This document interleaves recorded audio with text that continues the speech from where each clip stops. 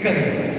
Demikian penampilan adat Makassar oleh santri-santri Pondok Pesantren Modern Pendidikan Al-Quran Imi Putra Makassar yang diawali oleh penampilan anggar yang dimaksudkan untuk menjemput tamu-tamu terhormat serta dilanjutkan dengan atraksi isi tombol larang lipat merupakan jalan terakhir orang Sulawesi terdahulu dalam menyelesaikan sebuah persoalan ataupun permasalahan setelah melalui musyawarah atau mufakat namun tidak mendapatkan hasil. Bismillahirrahmanirrahim.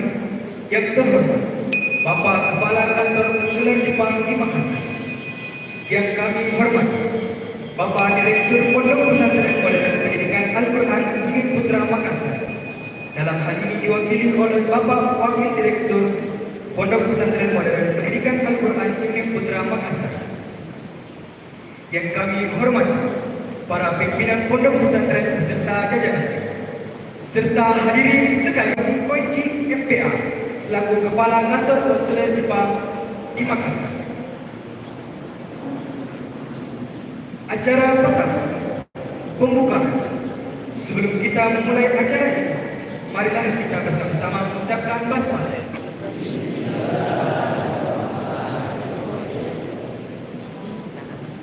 Acara kedua, menyanyikan lagu wajib nasional Indonesia Raya.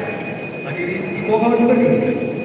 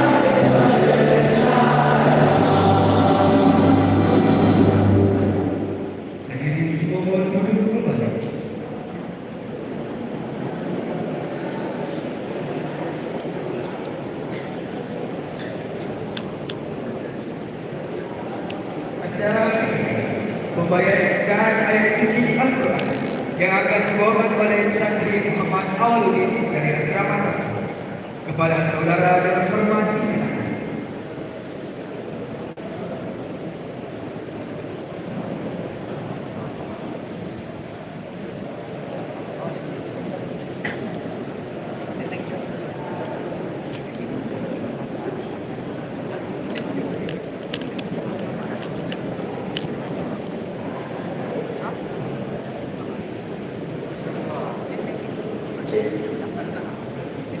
Bismillahirrahmanirrahim. Assalamualaikum warahmatullahi wabarakatuh.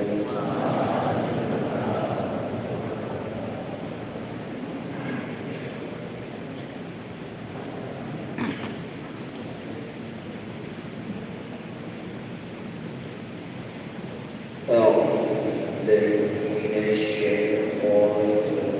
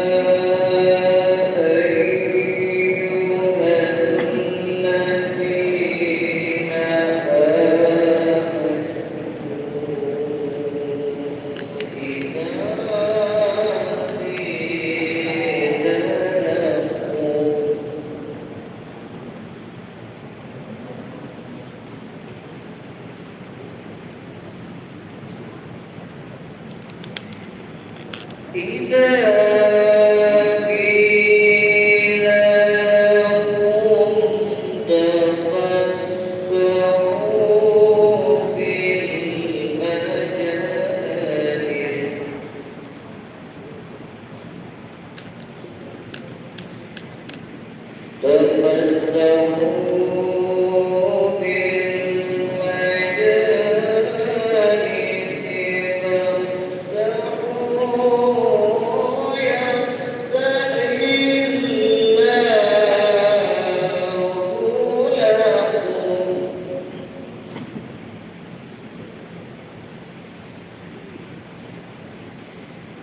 وإذا قيل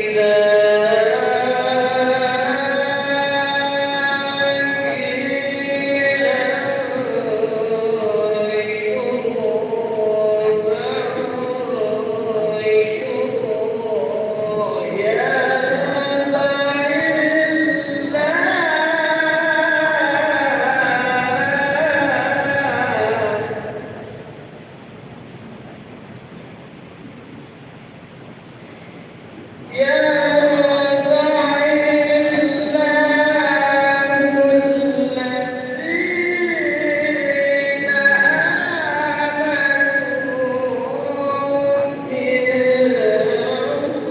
والذين أوتوا العلم درجات والله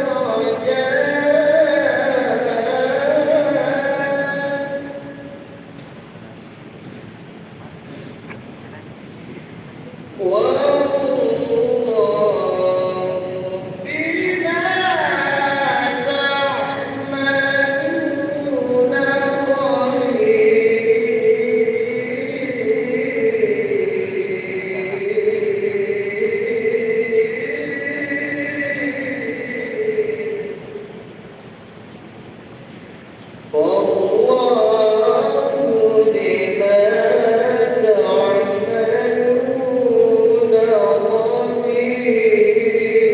خبير صدق الله العظيم.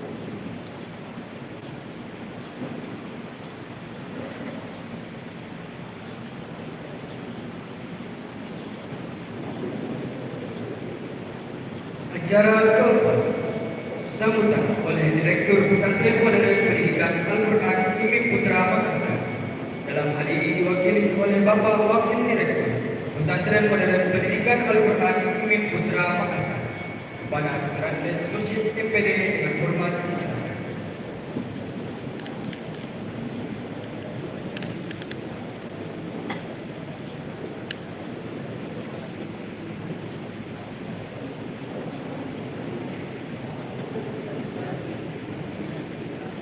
Bismillahirrahmanirrahim. Assalamualaikum warahmatullahi wabarakatuh.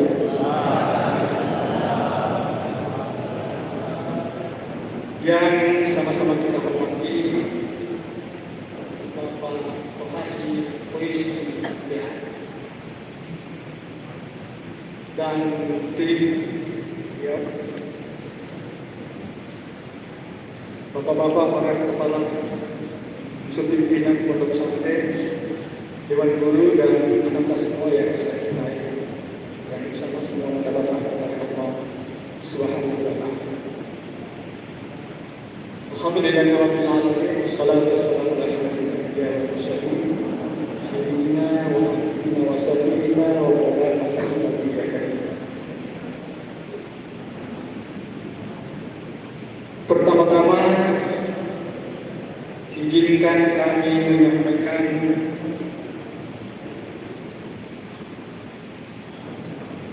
Makasaru Balimu Tutor Raja Surau Kisuku Gape Yokoso Indonesia Tanto Benci Saja.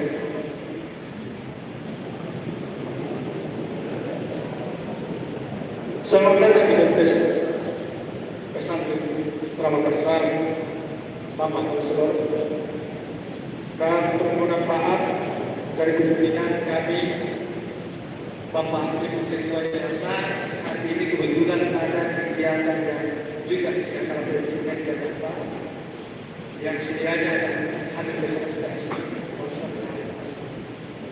Demikian juga Bapak Direktur Pondok Pesantren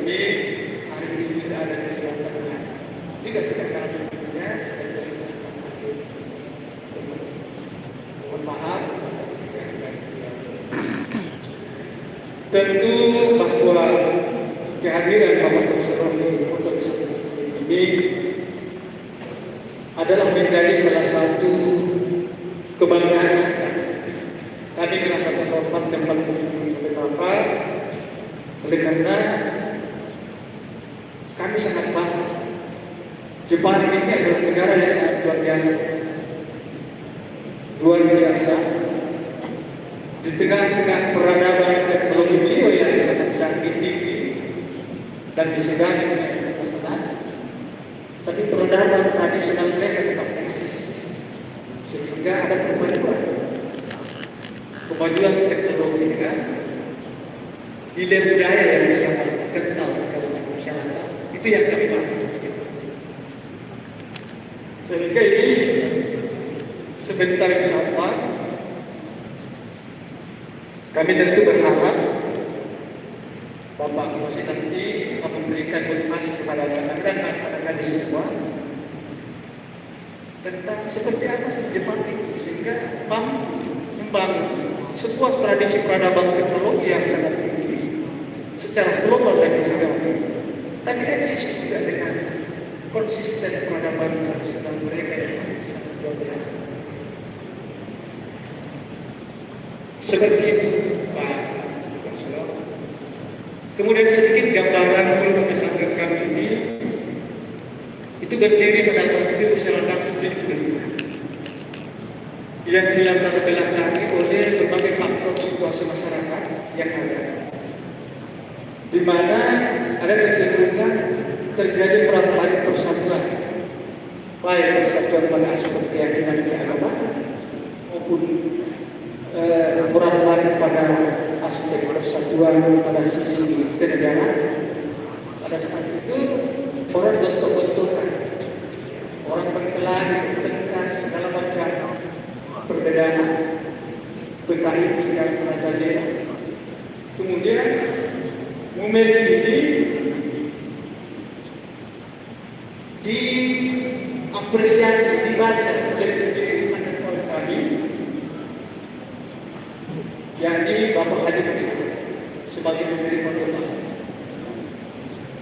Beliau sangat prihatin dengan situasi yang ada, sehingga kemudian membangun satu ide. Kita akan membentuk sebuah organisasi namanya organisasi. Apa ide dasar dari organisasi ini? Adalah persatuan, kesatuan.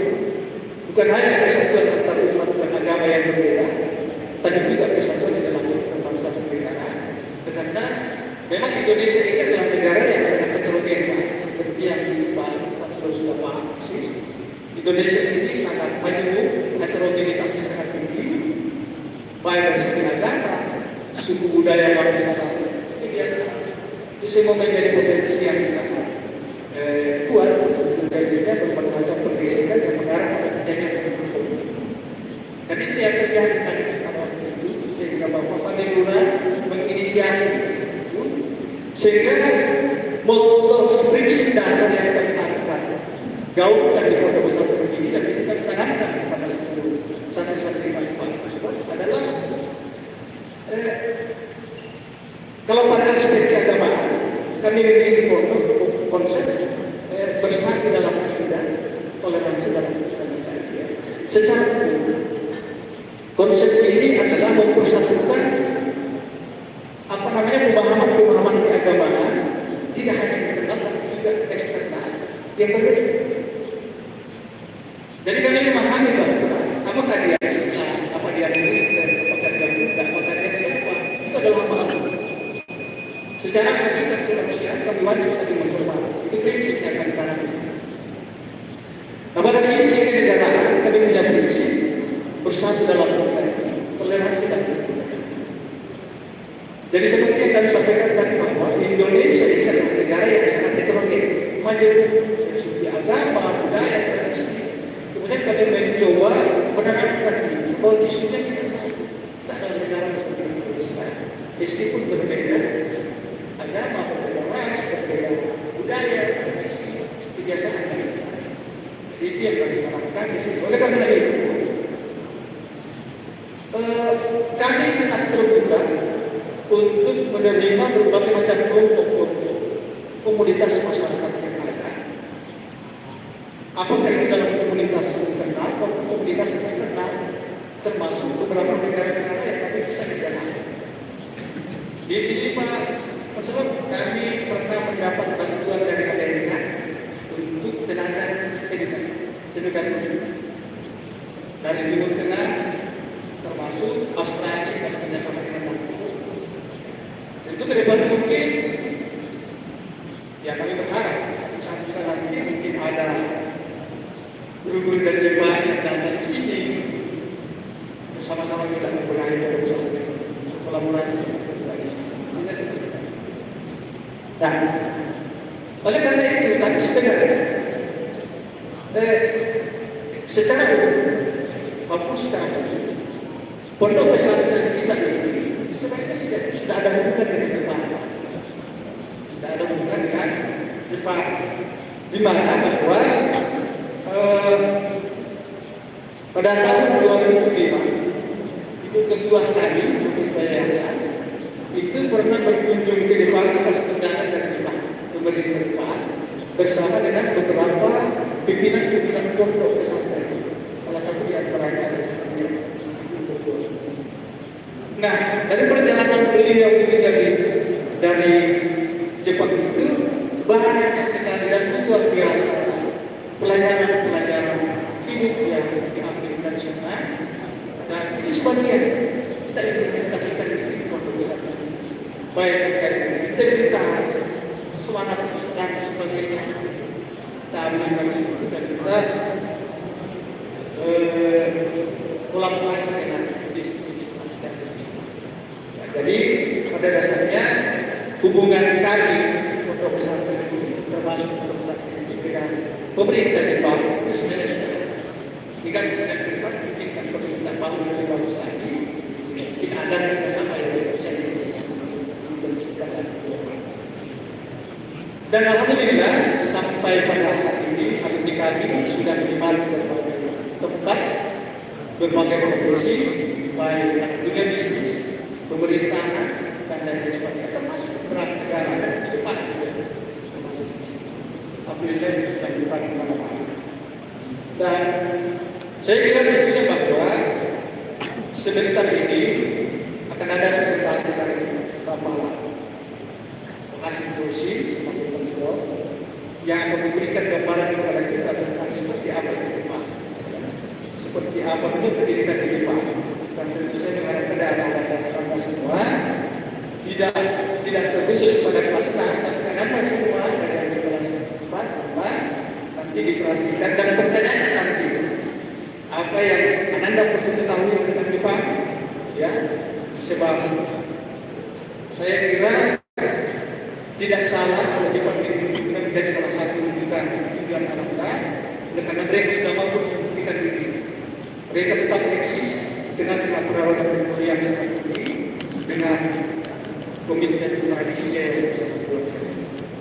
Saya kira itu yang mungkin saya bisa sampaikan pada kesempatan ini.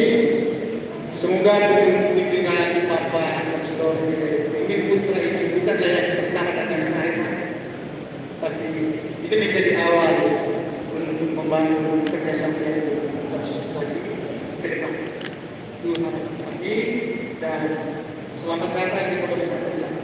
Inilah keadaan kami, dan kami mohon maaf jika dalam penyambutan kami yang sederhana ini ada sesuatu yang bukan terjadi dengan berat dan tulus hati kami mohon maaf dari demikian mungkin yang kami bisa sampaikan. Tidak menamakan wallahu a'lam bishawab. Assalamualaikum warahmatullahi wabarakatuh. Waalaikumsalam.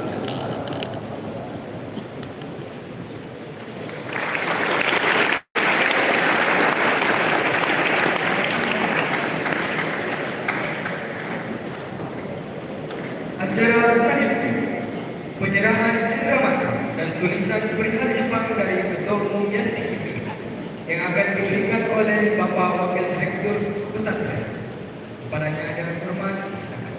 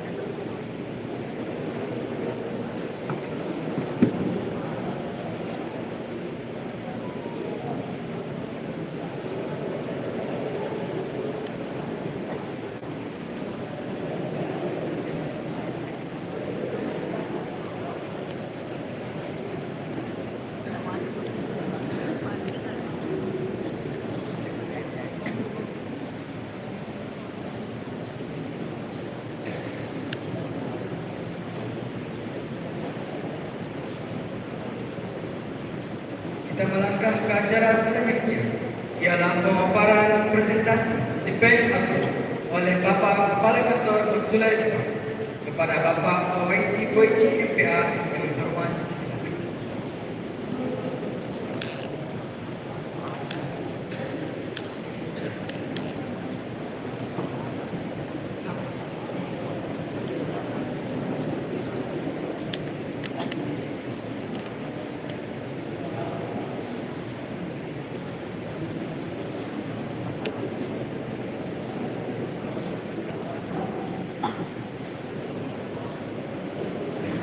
Assalamualaikum warahmatullahi wabarakatuh.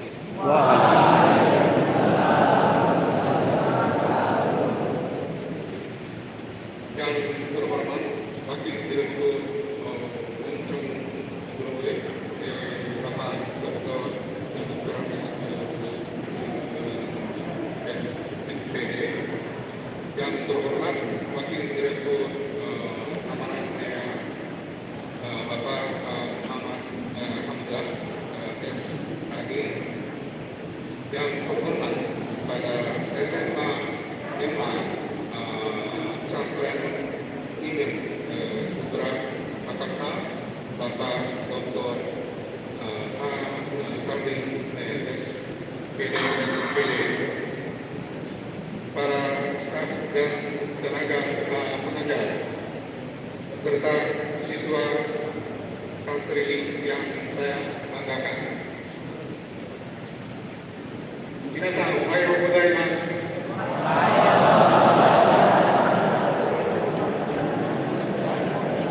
Selamat pagi dan salam sejahtera untuk kita semua. Perkenalkan, nama saya Ohashi Koichi. Sejak 10 bulan yang lalu, yaitu tepatnya tanggal 11 Maret tahun 2023,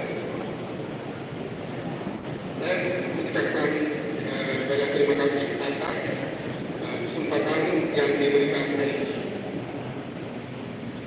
Hari ini adalah kegiatan 10 izin pertama di tahun 2024 ini. Saya senang mendapat berkunjung ke SMA MA Pesantren Imin Putra Makassar. Sebelumnya saya sudah menyelenggarakan studi izin pada tahun 2023, yaitu 20 sekolah. Jadi untuk pertama kali ini adalah untuk jilid kedua bagi saya. Semoga si silaturahmi ini dapat terus terjalin ke depannya. Tidak perlu berlama-lama, saya akan mulai presentasi pengenalan Jepang. Mohon menyimak presentasi ini karena di akhir presentasi akan ada kuis berhadiah oleh-oleh dari Jepang.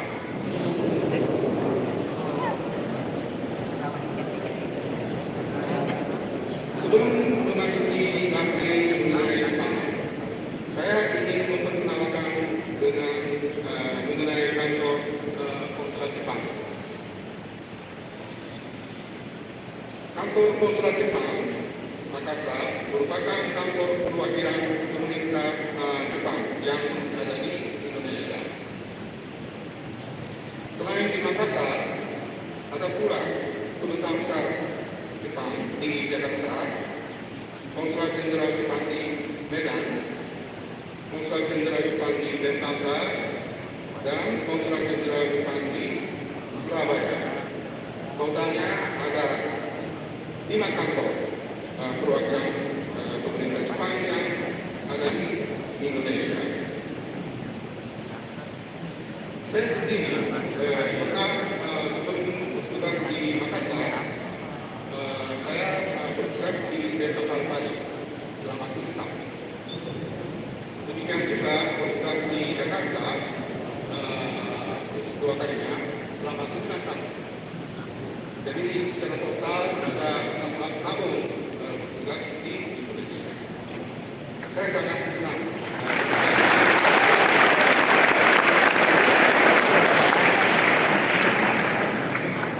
masing-masing kantor memiliki wilayah kerjanya masing-masing. Untuk kantor Pos Jepang di Makassar, wilayah kerjanya meliputi Sulawesi, Maluku, dan Papua. Jadi hampir semua bagian timur Republik Indonesia. Kantor perwakilan pemerintah Jepang di Makassar sudah ada sejak 46 tahun yang lalu, tepatnya tahun 1977. Adapun tujuan utama kantor konsulat Jepang adalah untuk meningkatkan hubungan dan persahabatan antara Jepang dengan Indonesia. Berikut kegiatan kantor kami seperti: 1. Perlindungan dan pengurusan dokumen warga Jepang yang berada di wilayah Indonesia. Pengurusan visa bagi warga negara Indonesia di wilayah kerja yang hendak ke Jepang. Mendukung perusahaan Jepang, pengenalan wilayah Jepang, serta sosialisasi beasiswa pemerintah Jepang.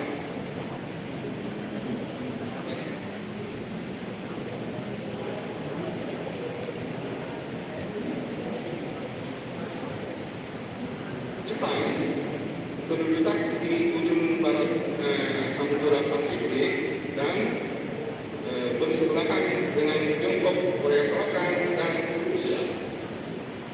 Luas areanya sekitar 378.000 km persegi bila dibandingkan dengan Indonesia yang luas areanya 1,9 juta km persegi. Luas Jepang sekitar 1/5 Indonesia. Populasi Jepang pada tahun 2022 sekitar 125 juta orang. Kira-kira kurang dari setengah populasi Indonesia yang berjumlah sekitar 275 juta jiwa.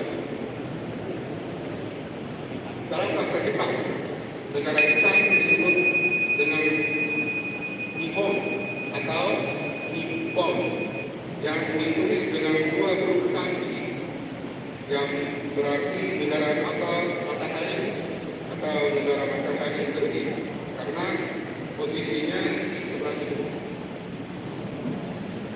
Bendera nasional Jepang adalah sebuah bendera berbintang putih dengan lingkaran merah 2 di tengahnya. Secara resmi disebut Nisshoji. Namun secara umum dikenal dengan Hinomaru yang berarti lingkaran matahari. Kepala negara Jepang disebut Kaisar dan sekarang posisi tersebut diduduki oleh Kaisar Naruhito, didampingi oleh Permaisuri Masako sejak tahun 2019. Kaisar juga menjadi simbol pemersatu negara. Kemudian pada pemerintahan adalah Perdana Menteri yang sekarang diduduki oleh Bapak Fumio Kishida. Mata uang Jepang adalah yen dan bahasa yang digunakan adalah bahasa Jepang atau disebut Nihongo. Bahasa Jepang menggunakan 3 huruf, yaitu kanji, hiragana, dan katakana. 3. Sejak 1 Mei tahun 2019, Jepang mengganti nama zaman dari yang sebelumnya Heisei menjadi Reiwa.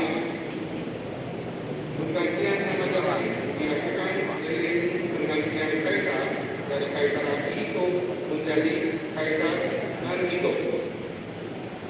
Biasanya kaisar berganti ketika kaisar yang sedang bertahta meninggal dunia.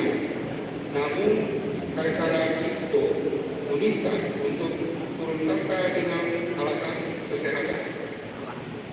Kaisar Akihito merupakan kaisar pertama yang turun tahta sejak 200 tahun terakhir dalam sejarah Jepang. Turunnya Kaisar Akihito menjadi akhir dari zaman Heisei dan dimulainya zaman Reiwa. Kata Reiwa berarti beautiful harmony atau harmoni yang indah. Kata ini diambil dari buku kumpulan puisi Jepang abad ke-7 yaitu Mariyoshi.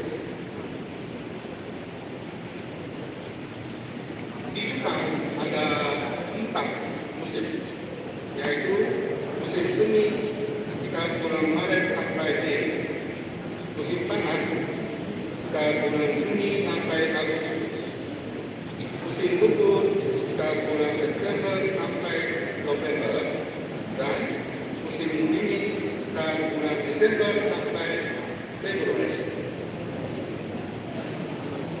Musim semi. Pada musim semi di Jepang, banyak orang di seluruh Jepang berkumpul di bawah pohon sakura untuk melakukan ohangari, yang berarti melihat bunga sakura. Jepang secara geografis membentang dari utara ke selatan, dan sakura mulai membuka diri di selatan pada akhir bulan, lalu bergerak ke utara. Bunga sakura di Hokkaido yang terletak di utara Jepang mekar di bulan Mei.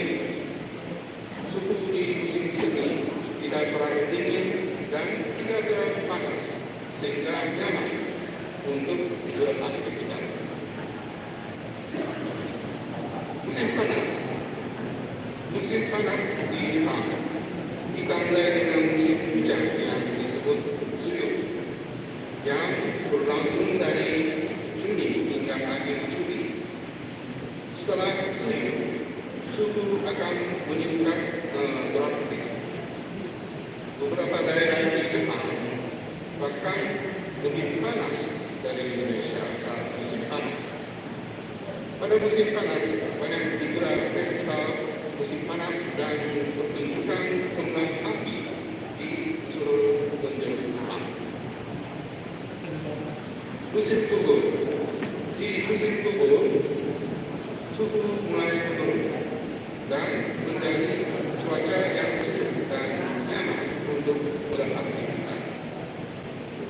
Pada musim gugur, daun-daun akan berubah warna menjadi kuning atau merah. Puncaknya berlangsung dari Oktober hingga akhir November.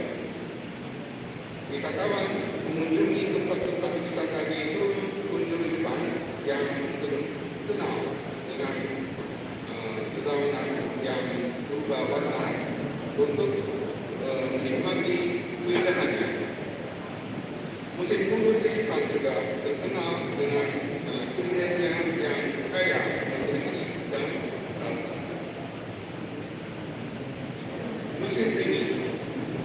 Musim ini adalah musim terdingin sepanjang tahun dan waktu yang sempurna untuk menikmati pemandian antara air panas khas Jepang, disebut onsen. Menjelang akhir tahun, dekorasi lampu musim ini diadakan di seluruh Jepang dan menambah keindahan musim ini. Bermain ski atap dan menyantap pop-pop nabe juga merupakan kegiatan yang bisa dinikmati di musim ini.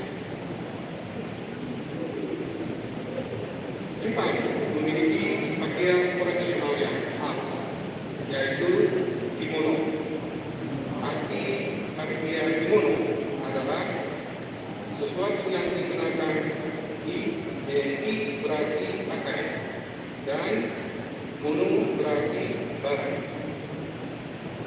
Salah satu jenis kimono adalah yukata.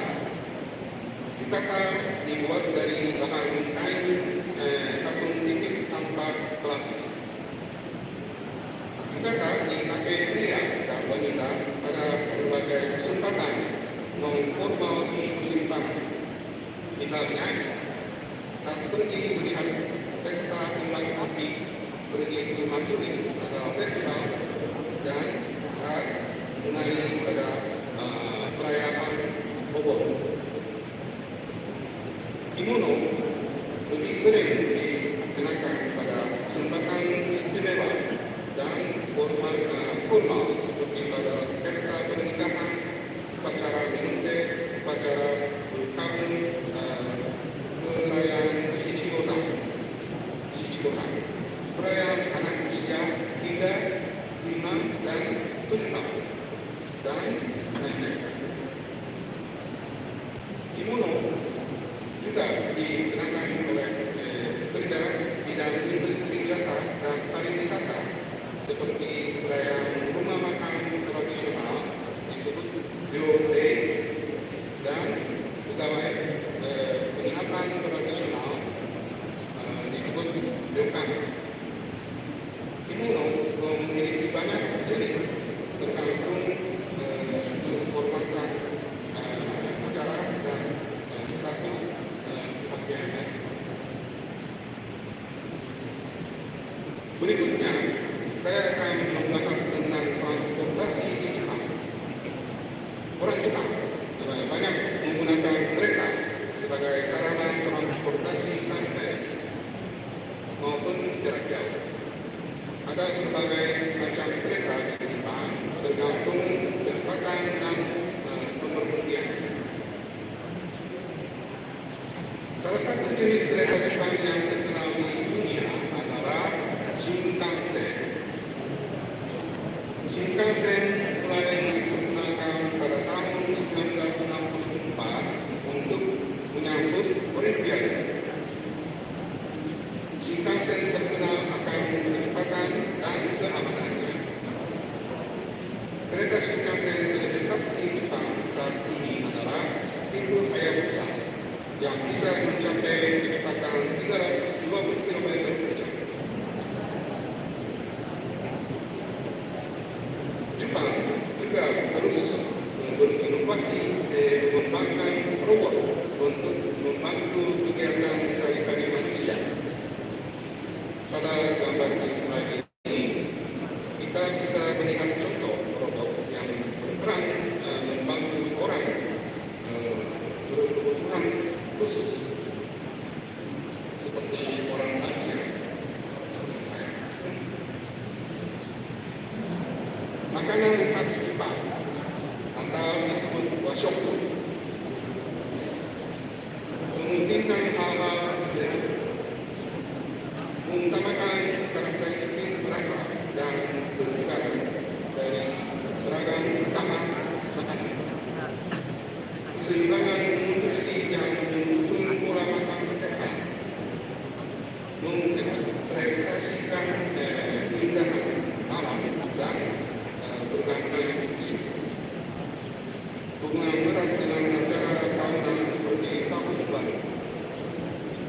Washoku terdaftar sebagai warisan budaya Bunda oleh UNESCO pada bulan Desember tahun 2013.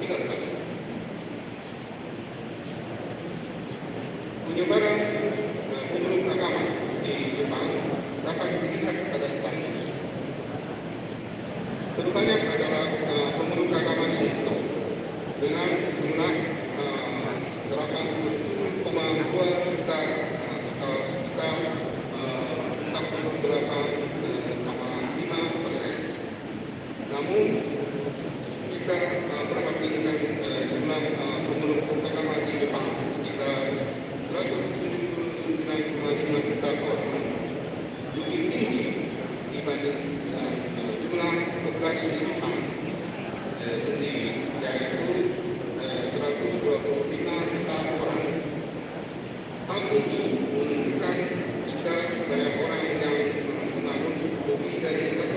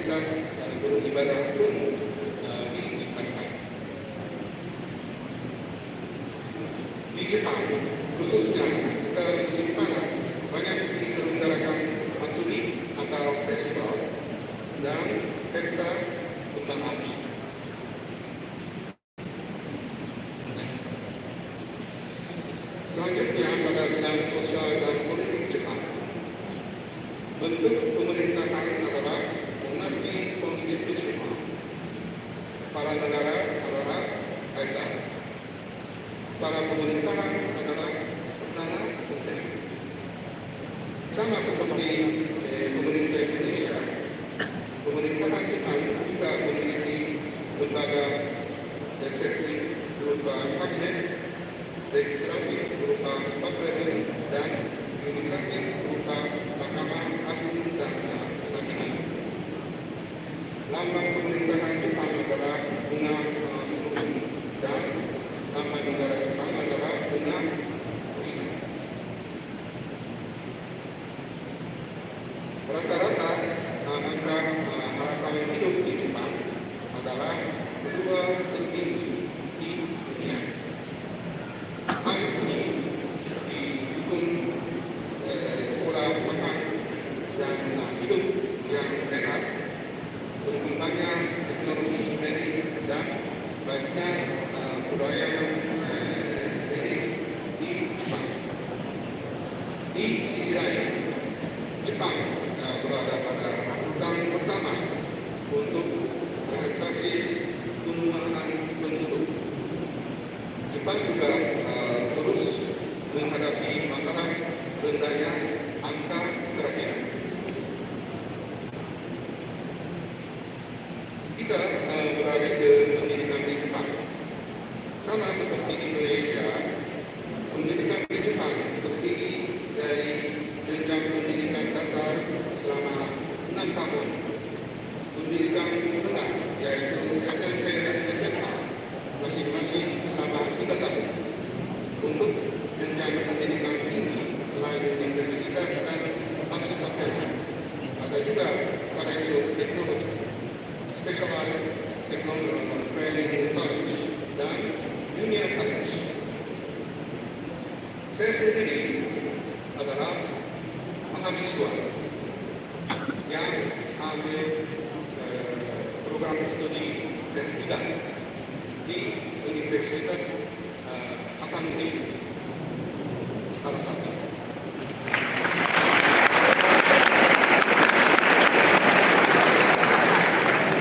Jadi karena saya sendiri juga berminat untuk meningkatkan pendidikan saya sendiri.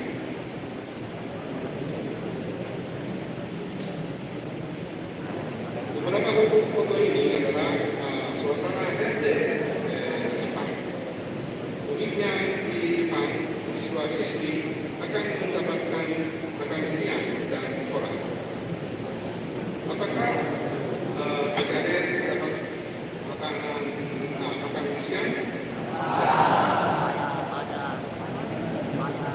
Namun mereka tidak hanya menunggu untuk makan, tetapi akan yang tiket menjadi tugas yang menyajikan makanan.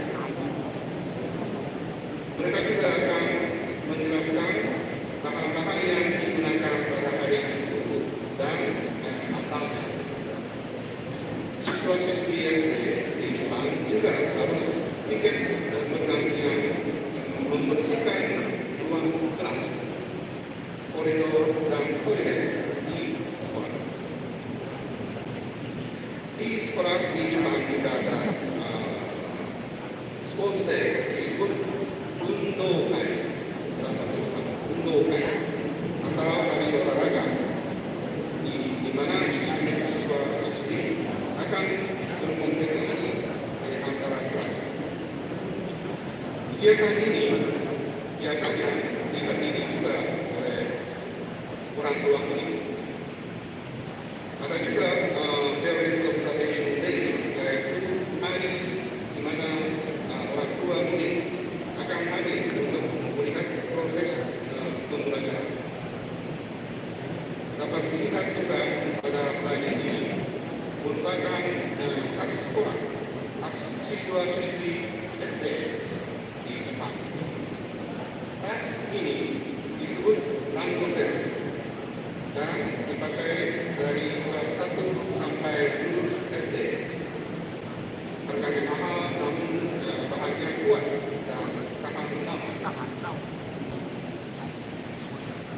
Sekolah jenjang SD di Jepang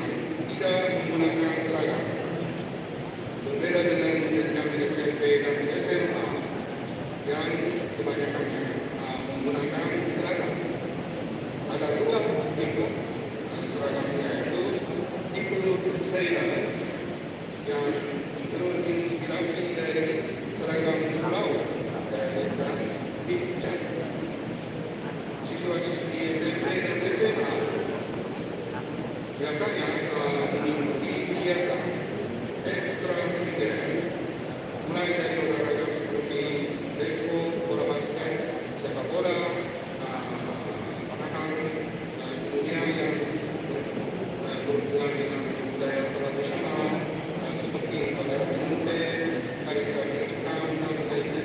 Apakah adik-adik sekalian ada karikulum ekstrakurikuler?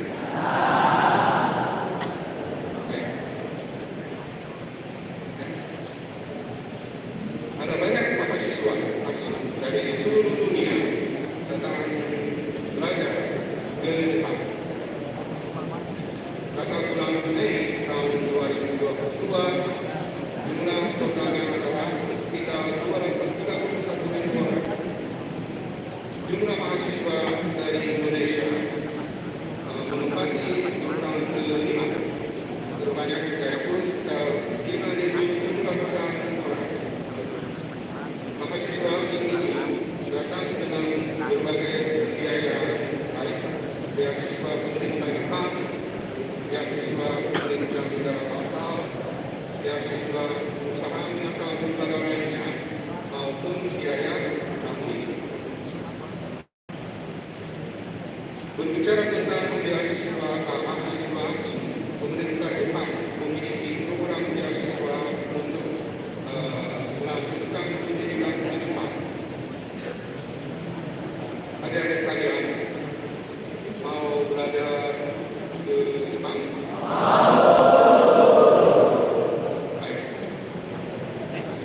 Bagian ini dan selanjutnya akan dijelaskan oleh Santa. Terima kasih banyak.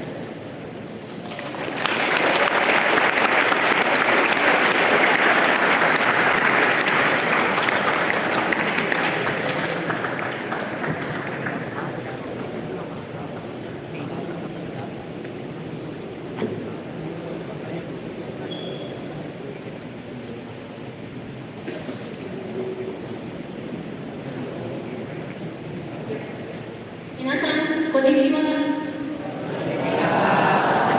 itu artinya selamat siang. Konnichiwa.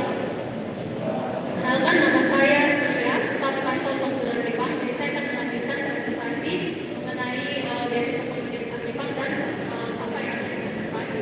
Mohon maaf saya pakai masker karena lagi flu. Ada yang pernah dengar mengenai beasiswa Pemuda Gakusho atau MAX?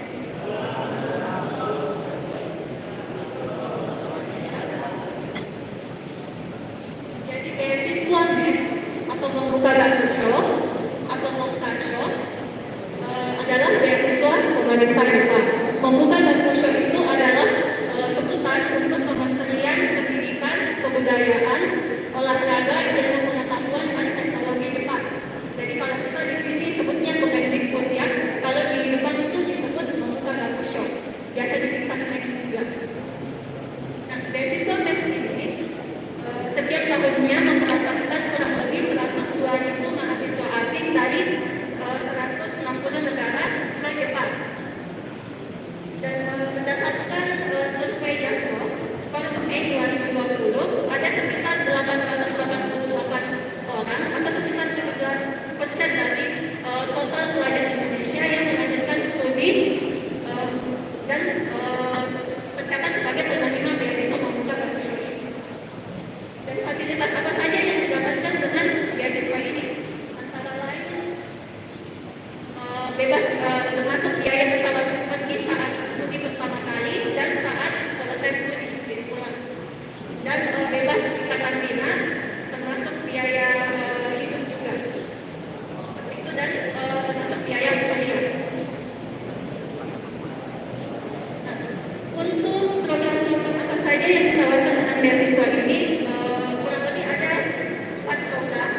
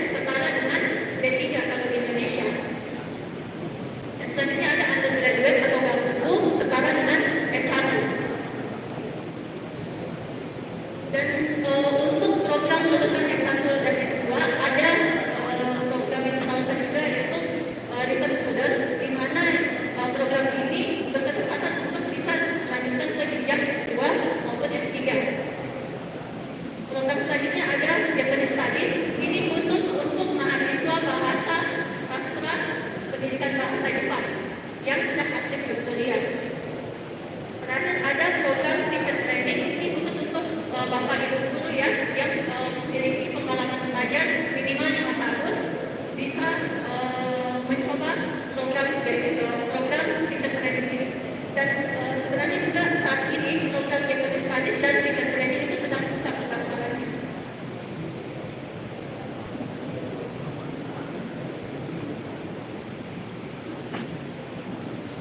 Dan untuk tahapan seleksinya, pada dasarnya semua tahapan seleksi beasiswa ini hampir sama. Jadi ada dua, primary screening dan secondary screening. Kalau untuk tahap primary screening terbagi lagi, ada seleksi dokumen, seleksi tertulis, dan seleksi wawancara. Dan untuk seleksi dokumen, semua dokumennya dikirim ke Kedutaan Besar Jepang di Jakarta tanpa melalui kantor konsulat Jepang yang di Makassar. Kalau lulus seleksi dokumen, baru bisa lanjut tertulis. Dan untuk tertulis diadakan di 5 kota, termasuk di Makassar. Untuk sesi seleksi tertulis ini, semua soal kecuali bahasa Jepang semuanya dalam bahasa Inggris. Dan kalau lulus seleksi tertulis bisa lanjut ke tahap wawancara. Kalau tahap wawancara itu diadakan di Kedutaan Besar Jepang di Jakarta. Dan kalau lulus tahapan primary screening itu akan lanjut lagi ke tahap secondary screening. Jadi di tahap ini peserta hasil ujian peserta dan dokumen-dokumen peserta yang direkomendasikan dari Kedutaan Besar Jepang di Indonesia itu akan bersaing lagi sama peserta yang direkomendasikan dari Kedutaan Besar Jepang di negara lain. Jadi di sini peluangnya bisa semakin kecil ya, maksudnya kalian harus bersaing lagi sama peserta dari negara lain. Di tahap ini, di tahap secondary screening hanya tinggal menunggu saja seleksi pengumuman akhir dari next lulus atau tidaknya. Jadi kalian akan menunggu di Jepang atau bagaimana kalau misalnya lulus di tahap primary screening, cukup menunggu saja informasinya. Dan kalau saya ambil contoh untuk beasiswa lulusan SMA sederajat, jadi yang tadi ya setelah D2, D3 sampai S1 itu pendaftarannya biasanya terbuka sekitar April atau Mei, dan tahap seleksinya memakan waktu sekitar 1 tahun. Jadi di sini rata-rata kelas berapa? Ada kelas 3? Ada kelas 3 ya. Jadi kalau misalnya berminat mau coba beasiswa pemerintah Jepang, ini full funded ya. Bisa nanti kalau dari sekarang sudah mulai dipersiapkan nilai-nilai ujiannya seperti itu, karena ada ini ya persyaratan nilainya juga yang harus dipenuhi. Untuk informasi beasiswa pemerintah Jepang ini selalu diupdate di website kedutaan. Tampilan websitenya seperti ini. Di sebelah kiri ini ada pilihan programnya, jadi bisa diklik sesuai dengan program yang ingin kalian ketahui informasinya. Dan kami juga biasa mengupdate kapan terbuka pendaftarannya di Instagram dan Facebook kantor konsulat Jepang. Dari daerah dan institusi swasta. Nah, untuk informasinya itu bisa dilihat lebih lanjut di website JASO. Nah, JASO ini adalah kepanjangan Japan Student Services Organization, adalah lembaga yang didukung oleh Makuta Gakosho dan Kementerian Luar Negeri Jepang. Tujuannya adalah untuk memberikan informasi secara general mengenai studi ke Jepang, informasi mengenai sekolah, perguruan tinggi, bahkan juga informasi mengenai job kalian ketika selesai studi. Jadi silakan yang mau berkunjung ke websitenya, mau cari-cari informasi mengenai studi ke Jepang bagaimana, silakan kunjungi website JASO. Tampilan websitenya seperti ini.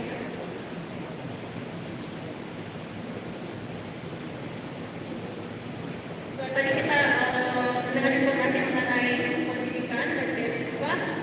Sekarang saya akan memperkenalkan mengenai kegiatan pengenalan budaya Jepang yang selama ini dilaksanakan oleh Jepang maupun kantor konsulat Jepang. Ada yang pernah dengar informasi mengenai lomba esai ini? Ada ya?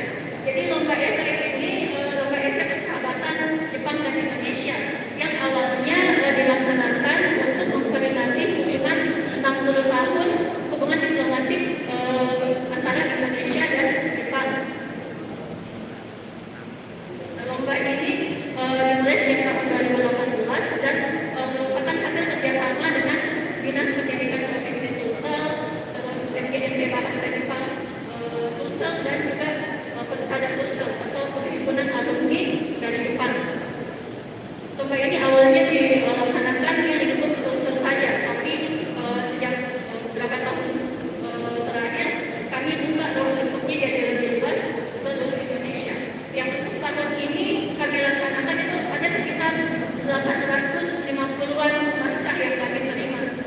dari seluruh Indonesia.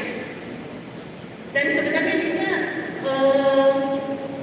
dari SMA Imim Putra, SMA Imim Putra itu ada yang pernah keluar dari juara untuk lomba esai ini di tahun 2021. Yang bisa minta tolong di fotonya. Jadi untuk mengikuti lomba ini biayanya gratis ya, tidak ada biaya sama sekali. Nah ini yang tadi saya sampaikan, ada mungkin seniornya Kak Irnya yang punya namanya Muhammad Awal Rifat. Jadi dia waktu itu menang juara harapan 1. Jadi ini penyerahan hadiahnya karena masih masa COVID, jadi penyerahan hadiahnya di konsuler. Ini dengan Bapak Kepala Kantor Konsuler yang sebelumnya. Dapat piala, terus hadiah-hadiah dari sponsor. Ini ya, suasana penyerahan hadiahnya waktu itu sangat sederhana karena masih suasana COVID. Jadi selain hadiah-hadiah juga sertifikat untuk seluruh peserta, elektronik sertifikat itu akan diterima oleh seluruh peserta. Jadi semoga nanti untuk tahun depannya jika lomba ini dilaksanakan kembali, semoga dari siswa-siswa SMA MA ini Putra banyak yang ikut ya. Jadi bisa back dulu presentasinya.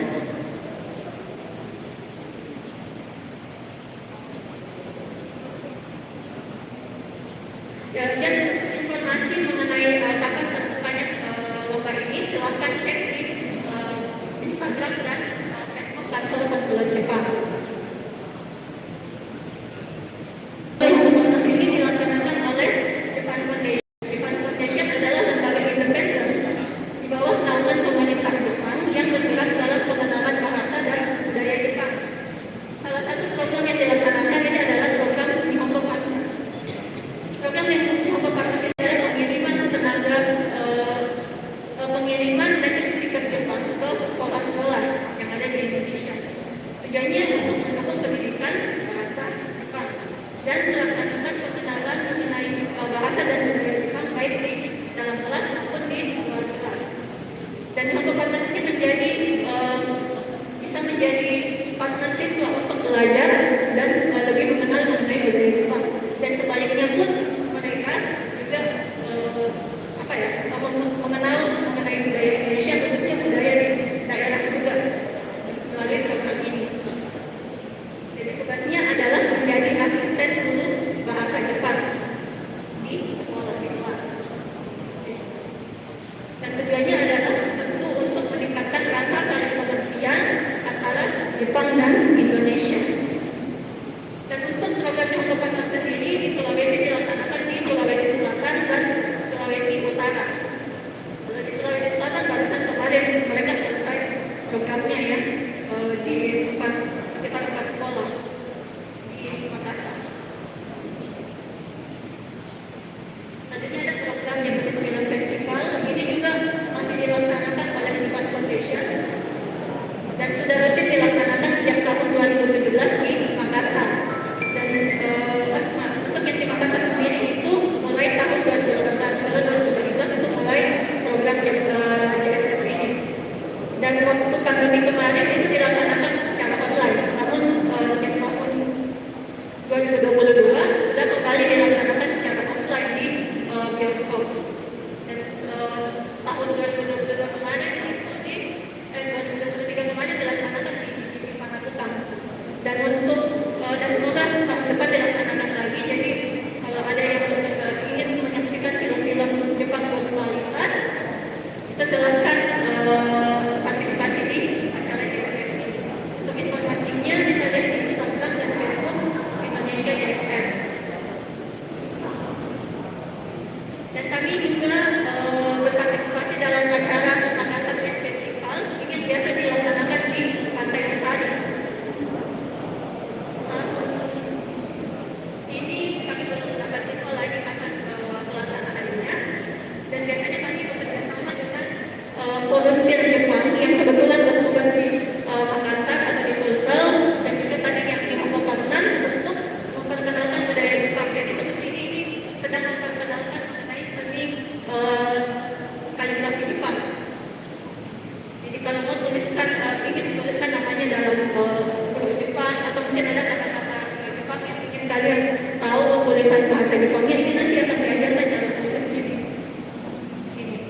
Terus pengenalan ini juga baju tradisional Jepang. Jadi ini secara gratis kami memberikan kesempatan untuk pengunjung mencoba baju yukata secara gratis dan berfoto dengan background ala Jepang. Ini gratis ya, tidak dipungut biaya sama sekali. Dan ini kami waktu itu pernah bekerja sama mendapatkan penyanyi Jepang yang beraktivitas di Indonesia sekarang, Hiroaki Kato waktu itu. Dan ada juga pengenalan beasiswa Jepang. Terus kami juga bekerja sama memutarkan film Jepang di area film. Jadi kan Makassar Art Festival itu terdiri dari beberapa S ya, salah satunya film. Nah, ada film Jepang juga yang diputarkan saat itu. Baik, demikian presentasi dari kami. Dan terima kasih atas perhatiannya dan mohon bantuannya ya untuk follow Instagram dan Instagram dan Facebook kantor konsulat Jepang. Baik, terima kasih. Saya kembalikan ke acara.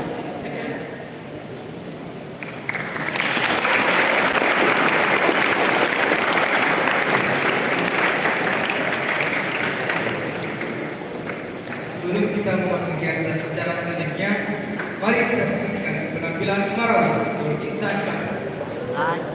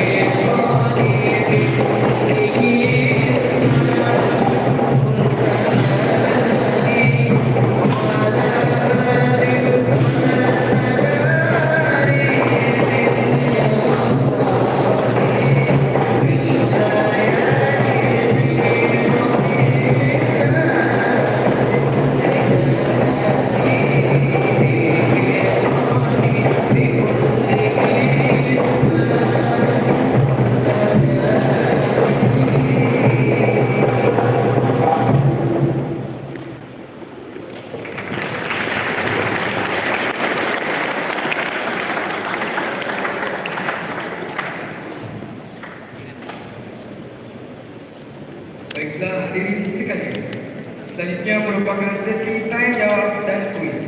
Kepada hadirin yang ingin bertanya, dipersilakan maju ke depan.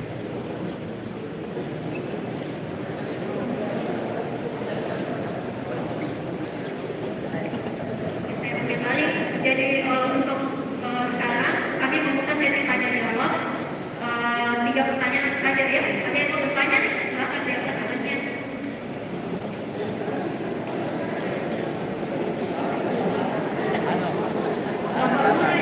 Pak Guru ya, yang di belakang.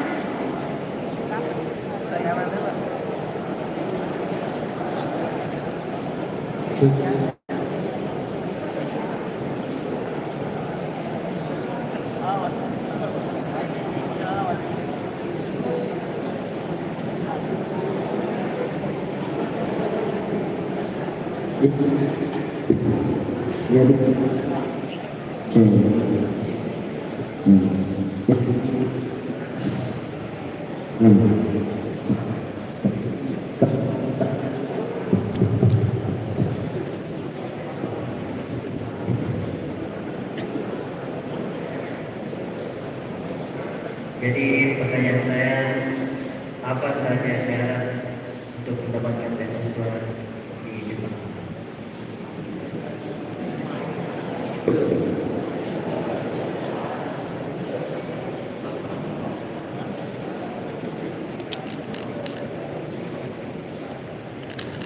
Ada lagi yang mau bertanya? Ada Pak Guru di belakang. Bertanya.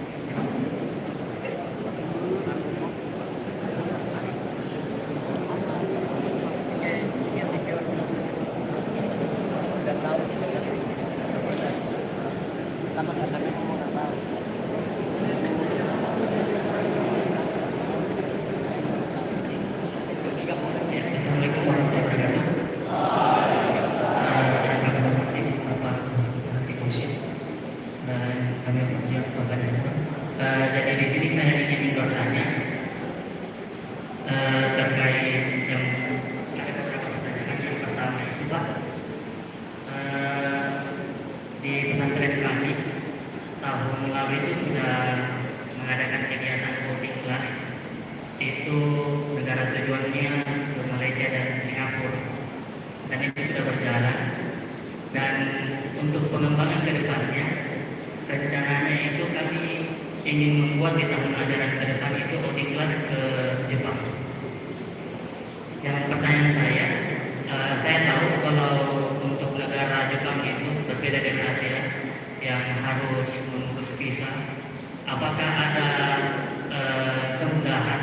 Misalnya kami dalam rombongan dari santri atau siswa kami yang ingin mengadakan kunjungan pembelajaran di Jepang, apakah ada kemudahan khusus dalam mengurus visa tersebut? Kemudian yang kedua, kegiatan voting class yang kami ingin adakan di Jepang bukan hanya sekedar untuk jalan-jalan dan ingin mengenal budaya, tapi ingin lebih dalam lagi untuk kami tahu bahwa di Jepang itu memiliki suasana belajar yang kedisiplinannya sangat ketat dan lain-lain. Apakah ada peluang buat sekolah kami jika jadinya bisa mengadakan study tour atau di kelas di sana? Apakah ada peluang untuk bisa kerjasama dengan sekolah yang berada di Jepang, khususnya di Tokyo, agar kami bisa mempelajari atau berbaur seperti program Genesis yang langsung ke sekolahnya seperti itu? Apakah bisa? Dan terakhir, saya kebetulan pernah juga ke Jepang Pak, baru-baru Februari tahun lalu. Memang Jepang sangat baik, utamanya di bidang fasilitas dalam untuk disabilitas. Di Tokyo itu sangat baik bagi ibu hamil dan lain-lain. Dan apakah juga ketika kami berada di Tokyo, apakah ada tujuan yang bisa kami sasar, mungkin baik itu dari perusahaan yang bidang yang mengadakan itu dengan cara pengiriman atau apa? Mungkin ini. Sekian dan terima kasih. Assalamualaikum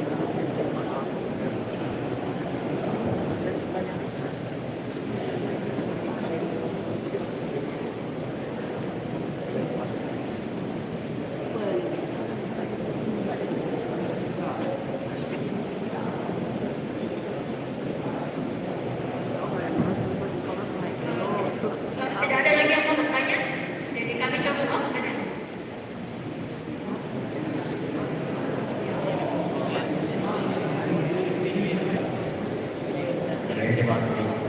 Saya mau bertanya untuk beasiswa TEX itu ada syarat untuk level dasar penguasaan bahasa Jepang dan jika pun kalau ada level berapa yang diharuskan untuk penguasaan bahasa Jepang. Terima kasih.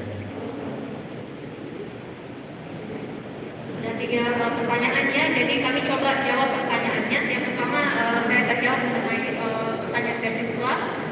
Jadi untuk kiat-kiatnya mendapatkan beasiswa pemerintah Jepang, yang pertama dari seleksi dokumennya, baca baik-baik apa persyaratan dokumen yang diminta. Jadi tadi saya sempat berikan website Kedutaan Besar Jepang ya, dan di situ ada informasi persyaratan dokumen. Baca baik-baik apa yang diinstruksikan dan ikuti sesuai dengan apa yang disampaikan di pemberitahuannya. Terus untuk yang seleksi tertulis, tidak ada cara lain selain belajar, sering-sering belajar mengenai ini soal-soal yang kemungkinan keluar. Bisa dibuka di website Kedutaan Besar Jepang juga contoh-contoh soalnya yang tahun-tahun sebelumnya.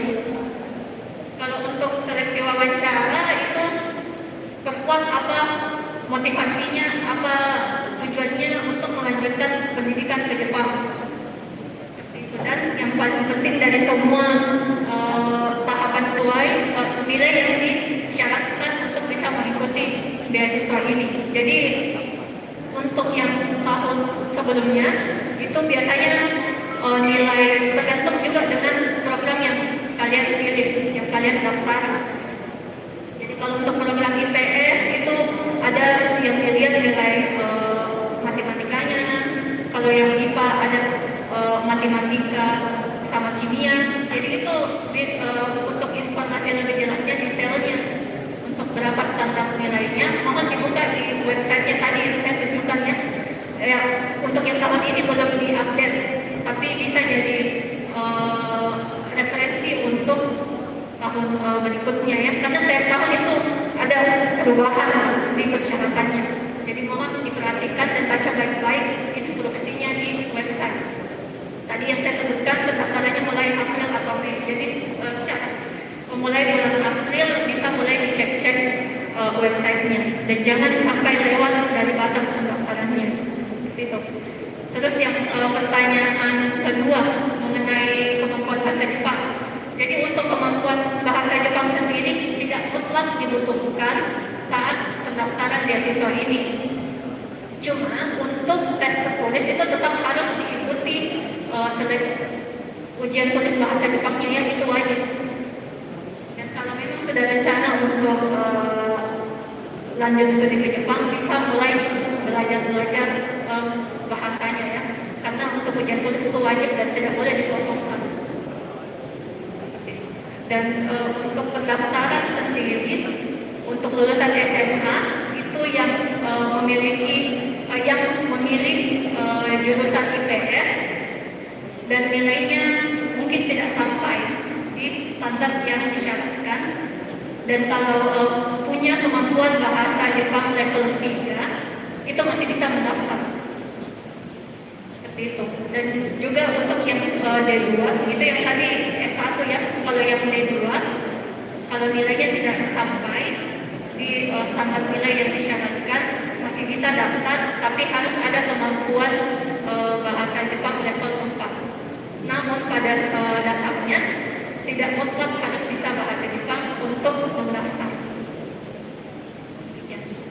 Untuk pertanyaan selanjutnya akan dijawab oleh Bapak Koichi. Baik, terima kasih atas pertanyaannya. Itu pertanyaannya adalah apakah ada program seperti Genesis fokus untuk siswa-siswi SMA dan SMK atau standar rendah. Itu jawabannya sekarang belum ada program seperti itu. Tapi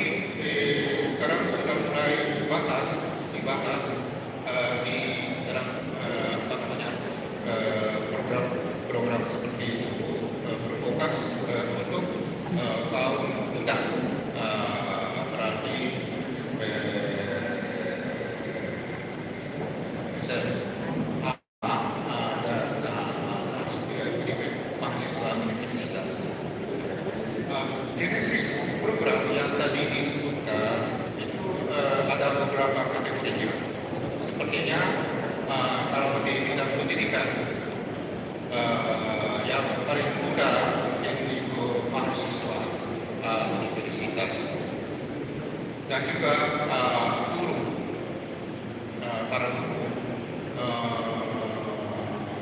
dan ada beberapa bidang lainnya. Tapi selama ini belum ada kategori khusus untuk SMA, SMK. Jadi memang diskusinya sudah lama dibahas dalam pemerintah Jepang.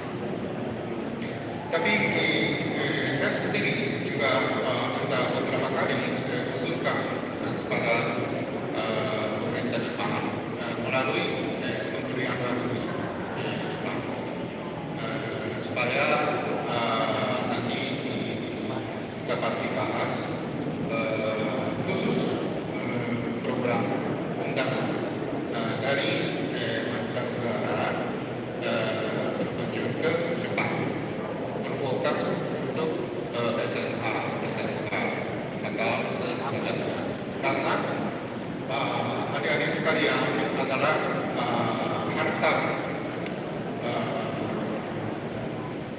bagi kedepannya. Saya sendiri juga dapat tugas utama adalah untuk meningkatkan hubungan bilateral Jepang dengan Indonesia. Adik-adik sekalian adalah sebagai penerus kehidupannya. Jadi saya selalu memberikan semangat kepada mahasiswa-mahasiswi dan siswa-siswi di Indonesia sebagai generasi muda sebagai penerus ke depannya. Karena apa? Nanti kita melihat keadaan ekonomi negara Jepang dengan Indonesia. Sekarang Jepang menghadapi kesulitan seperti tadi kelainan, itu angka kelahiran semakin turun. Penduduk Jepang sudah lewat puncak. Jadi selama ini sangat berkurang penduduknya, bukan hanya kurang saja, penduduk menguat. Itu keadaan Jepang. Jadi berarti penduduk produktif berumur mulai dari 16 tahun sampai dengan 64 tahun itu disebut penduduk produktif. Yang lainnya itu penduduk tergantung. Itu beban bagi penduduk produktif itu semakin berat kalau di Jepang, karena penduduk tersebut menjadi semakin sedikit. Tapi kalau lihat keadaan Indonesia sekarang dapat kesempatan untuk menikmati bonus demografis. Itu artinya penduduk produktif di Indonesia semakin banyak. Jadi dan pertumbuhan ekonomi Indonesia per tahun juga sudah konstan lewat kira-kira 5% per tahun. Itu berarti sampai dengan tahun 2045 Indonesia dapat menikmati bonus demografis untuk meningkatkan perekonomian Indonesia. Sekarang urutan 4 kalau Jepang. Kalau melihat dari segi perekonomian dunia, kita berkelapa.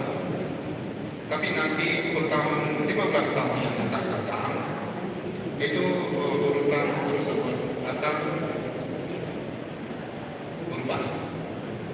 Indonesia menjadi nomor 4, Jepang menjadi nomor 8. Berarti Jepang selalu tergantung pada Indonesia. Tapi mungkin hari-hari tidak merasa itu. Negara Indonesia semakin maju, tapi negara Jepang semakin turun. Itu perakiraan yang sangat dipercaya di Jepang.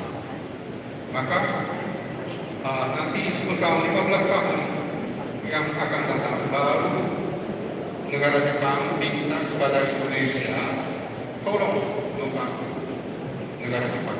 Itu sudah terlambat. Mulai sekarang harus menyadari bahwa kita adalah mitra strategis antara kedua negara. Jadi itu intinya saling maju dan saling membantu. Maka sekali itu tidak menjadi jawaban yang benar, tapi itu kenyataannya. Maksud saya ini harus sampaikan kepada rakyat sekalian. Terima kasih banyak.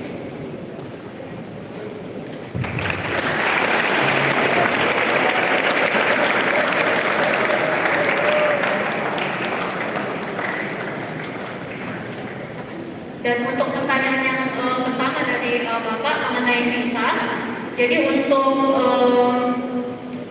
pengurusan visa sendiri itu ada ini ya kebijakan dari pemerintah Jepang sebelum pandemi sebenarnya. Jadi bagi pemegang paspor elektronik itu bisa mengajukan namanya bebas visa.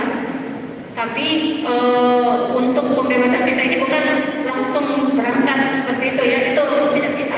Jadi harus registrasi dulu ke kantor konsulat Jepang atau secara online melalui sistem JAPES. Seperti itu Pak. Jadi kalau masih paspor biasa masih perlu urus visa. Jadi kalau urus visa sesuai lagi apa tujuannya ke Jepang dan dokumennya disesuaikan dengan tujuan ke Jepangnya. Tapi kalau sudah punya elektronik paspor bisa ajukan pembebasan visa dan syaratnya itu sebelumnya kunjungannya harus di bawah 15 hari. Di atas 15 hari tetap membutuhkan visa Pak. Jadi kalau di bawah 15 hari dan punya elektronik paspor bisa ajukan pembebasan visa atau visa waiver. Itu biayanya gratis. Bagaimana Pak? Ada tanggapannya?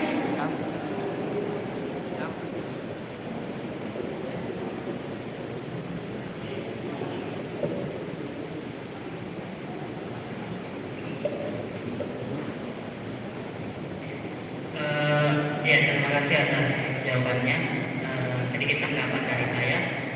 Masih terkait dengan visa, karena kebetulan mungkin jika ada beberapa santri ataupun kami yang paspornya masih belum elektronik, misalnya tujuannya sebagai study tour seperti itu atau kunjungan seperti itu, ya pastinya di bawah 15 hari. Apakah ada kemudahan dalam pengurusan berkas atau bagaimana ya? Karena setahu saya kemarin waktu saya ke Jepang juga mengurus visa, kebetulan karena keluarga saya ada di sana, jadi pemakainya itu semua pertanggungjawaban itu berkas-berkasnya kembali kepada keluarga saya di Jepang. Karena kemungkinan kalau misalnya juga berkas-berkas dari kami, siapa tahu mungkin ada kekurangan dari segi penghasilan dan lain-lain yang tidak memungkinkan untuk berkunjung ke sana. Jadi mungkin itu Ibu Pak, apakah memang ada bisa kunjungan di bawah 15 hari itu untuk santri-santri, atau memang untuk persyaratan dan lain-lainnya tetap mengikuti persyaratan yang pada umumnya di konsulat Jepang, seperti semua detail-detail dari penghasilan orang tua mungkin dan lain-lainnya. Ya. Dan untuk yang tanggapannya terkait program kedua, misalnya kebetulan kami jadi mengadakan study tour dan visa sudah aman di Jepang sana. Apakah ada peluang bagi sekolah kami untuk mengadakan MOU dengan salah satu sekolah di sana agar bisa menerima kami di sana ketika kunjungan? Ya, mungkin ini saja sekian teman-teman. Mohon maaf Pak, MOU kemungkinan menjalin MOU dengan sekolah Ya, sekolah di Jepang. Ya. Agar bisa menerima kunjungan kami, karena mungkin selama ini setahu saya agak misalnya melalui kedubes RI Jepang kan biasanya yang kedubesnya yang membantu sekolah Indonesia, tapi mungkin apakah ada jalan agak pintas melalui dari konsulat Jepang supaya itu lebih cepat prosesnya? Ya, sekian.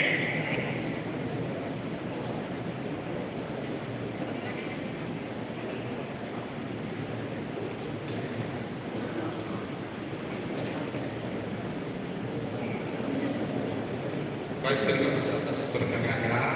Tapi selama ini beberapa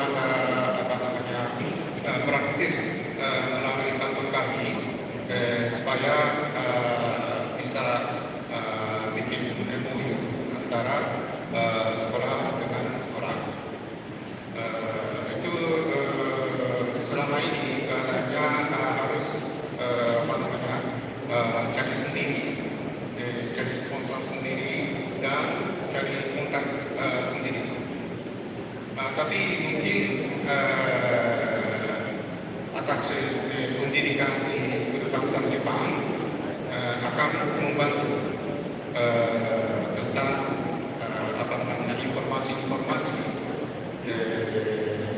sekolah mana yang bisa dihubungi.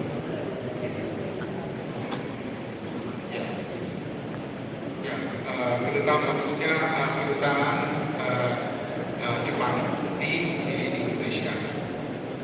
Demikian juga itu pemerintah Indonesia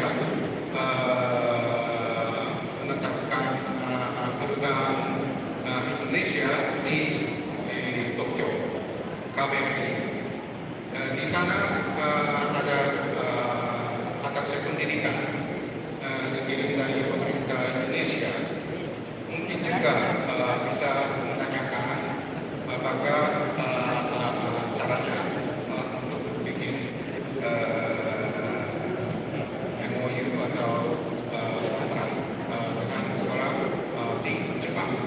Ya, baik, terima kasih banyak. Mengenai pertanyaan visa Pak, jadi untuk lebih detailnya itu kami ada bagiannya juga di kantor bagian visanya, jadi mungkin untuk lebih jelasnya bisa langsung berkonsultasi dengan bagian visanya Pak ya. Sekian. Jadi untuk sesi tanya jawabnya kita tutup ya, dan kita lanjutkan dengan sesi kuis berhadiah.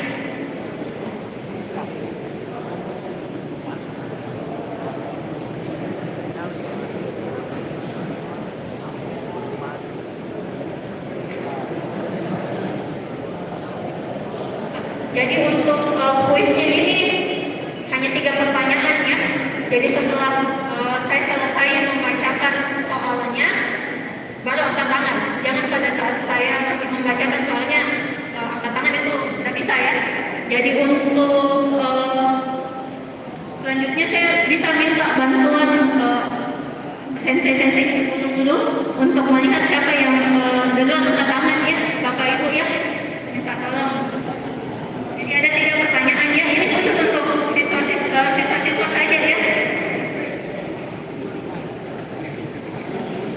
Jadi untuk pertanyaan pertama sudah siap?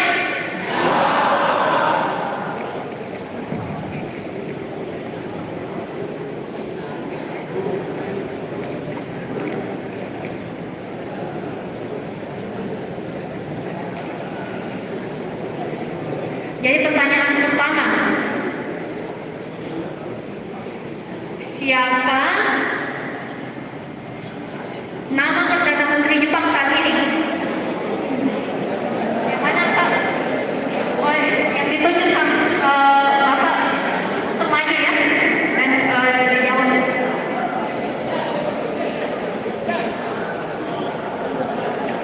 Boleh maju ke depan? Pak, untuk siswa saja Pak.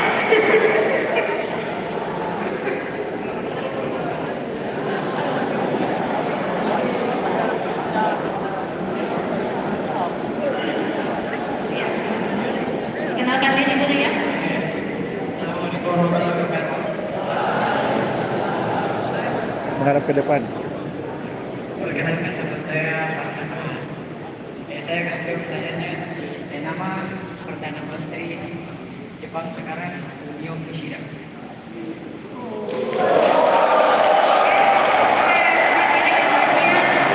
Perdana Menteri Jepang saat ini Fumio Kishida. Baik, bisa tutup dulu ya, nanti sekalian sama teman-temannya yang menang lagi. Pertanyaan kedua, sudah siap?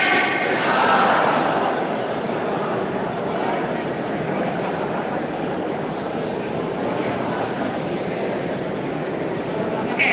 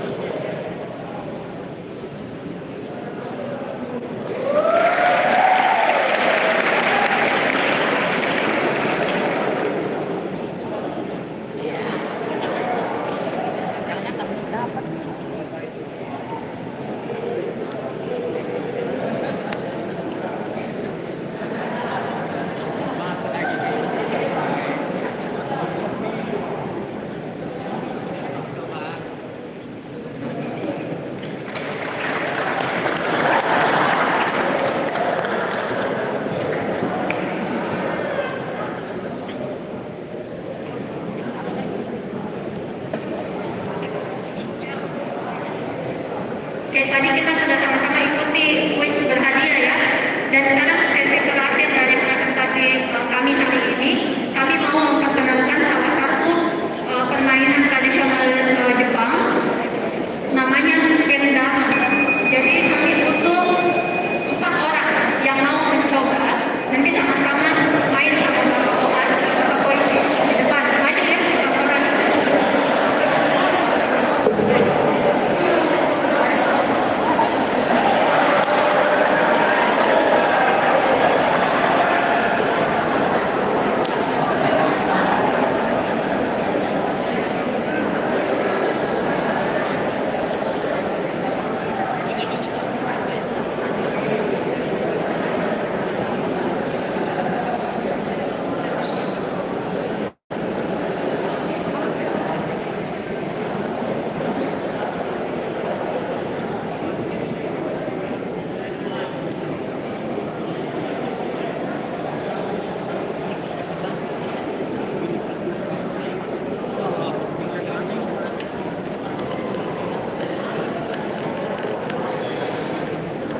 Jadi bisa di tengah-tengah begini ya.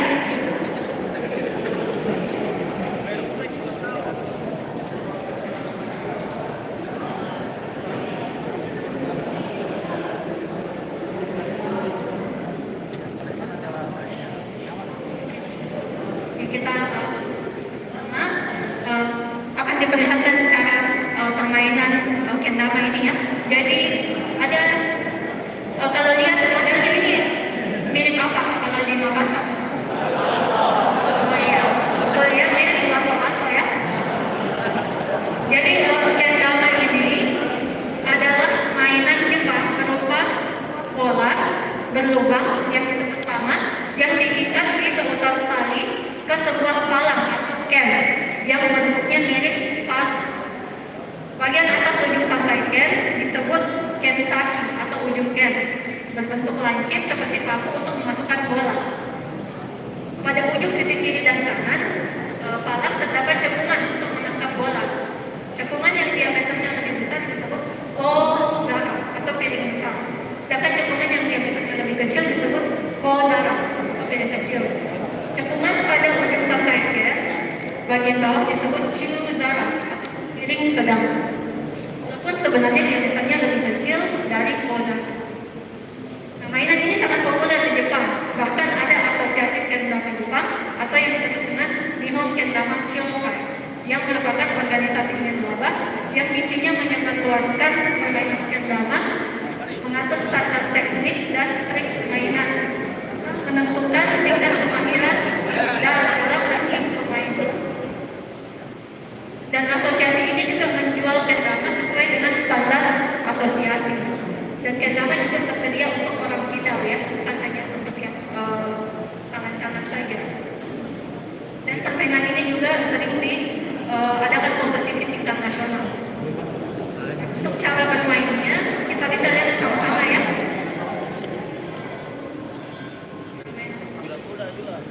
Cara memegangnya juga, cara berdirinya, itu ada teknik-tekniknya ya.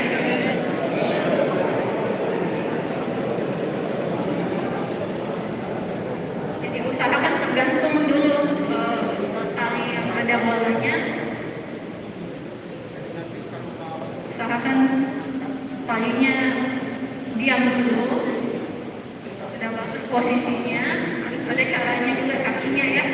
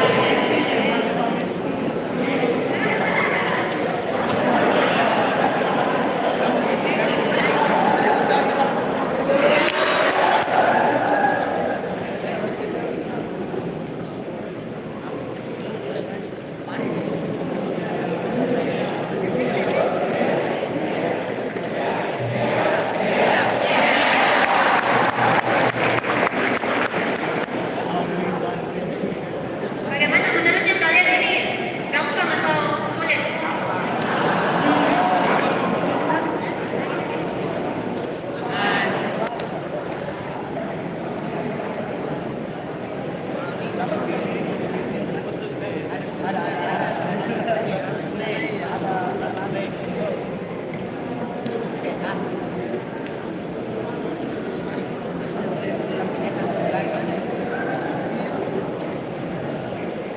Jadi setelah tadi dua ini ya, tahap pertama, terus yang kedua di bawahnya, ini yang tahap ketiga. Ini yang paling susah ya. Kita harus masukkan di bagian lancipnya itu ya.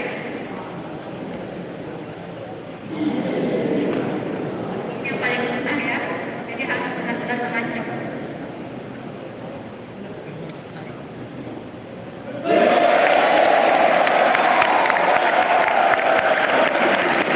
Kita sama-sama coba ya.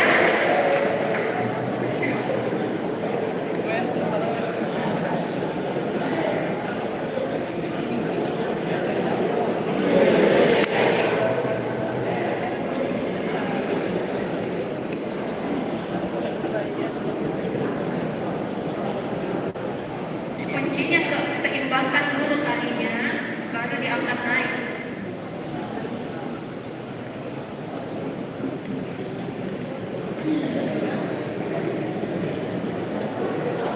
Ya, ya.